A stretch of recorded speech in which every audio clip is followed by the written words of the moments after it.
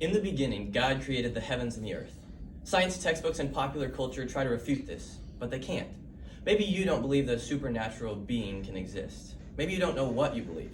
Or maybe you've already come to the same conclusion that I have. Wherever you fall, today I would like to persuade you to believe that there must be a creator. First, I'll tell you about how the perfect conditions of earth point to a creator. Then I'll tell you about how the complexity of life says that there must be one.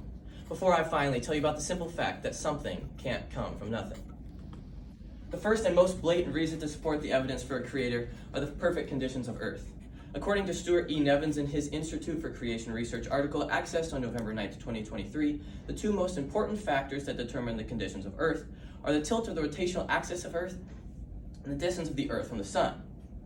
According to an article from the American Museum of Natural History, accessed on November 9, 2023, the earth is the perfect distance away from the sun. Just a little bit further away and the oceans would freeze, we would freeze.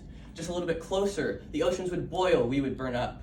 Not only that, but the earth is protected from harmful solar radiation by a protective magnetic field and kept warm by an insulating atmosphere. Perhaps most importantly, it has the necessary chemical ingredients for life, including liquid water and carbon.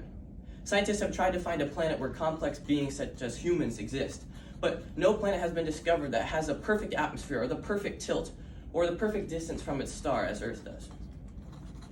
The second reason to support the need for a creator is the complexity of life. Did you know that a woodpecker pecks its head at 15 miles per hour a day at 12,000 times against a tree? Or did you know that a python has over 1,800 bones in its body? Or did you know that an average adult male has 36 trillion cells in his body, and each cell is full of 6 feet of this DNA? When added together, that's billions of miles of unique DNA. And people who believe that the earth came from nothing into something believe that humans gradually evolved from a single-celled organism over millions of years through macroevolution to get a human who has 36 trillion cells and looks, functions, and is nothing like what it came from. So what if there were a more logical proposition to explain this complexity? Well, I believe that humans were created in the beginning, and so were animals. Animals change, but only within their kind. Dogs change, but we're still dogs. Cats change, but we're still cats. One cell did not become 36 trillion. And if the logic isn't enough for you, consider this. If humans gradually evolved over millions of years from a single-celled organism, then humanity is just an accidental product of evolution. A nice little coincidence that humans exist, that you exist. You're an accident, and there's not much hope for you living because ultimately you will just turn out like every other accidental product of evolution.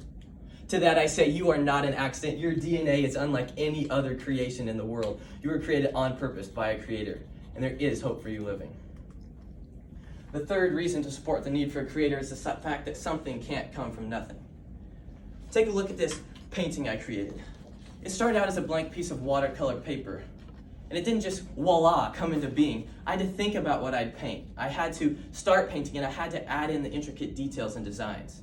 I was a creator outside of the painting.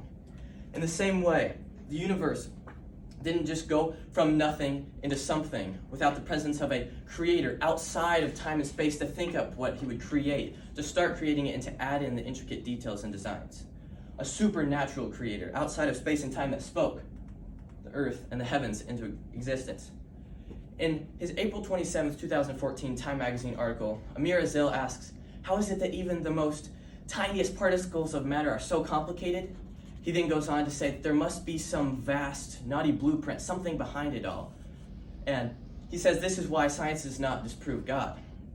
Scientists try to disprove God. They come up with quantum physics or the Big Bang.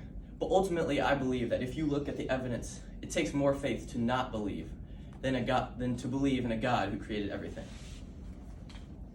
In conclusion, today I told you why there is a creator. First, I told you about how the perfect conditions of earth point to one. Then I told you about how the complexity of life says that there's a God. Before I finally told you about the simple fact that something can't come from nothing. I wasn't there when the earth was created, none of us were.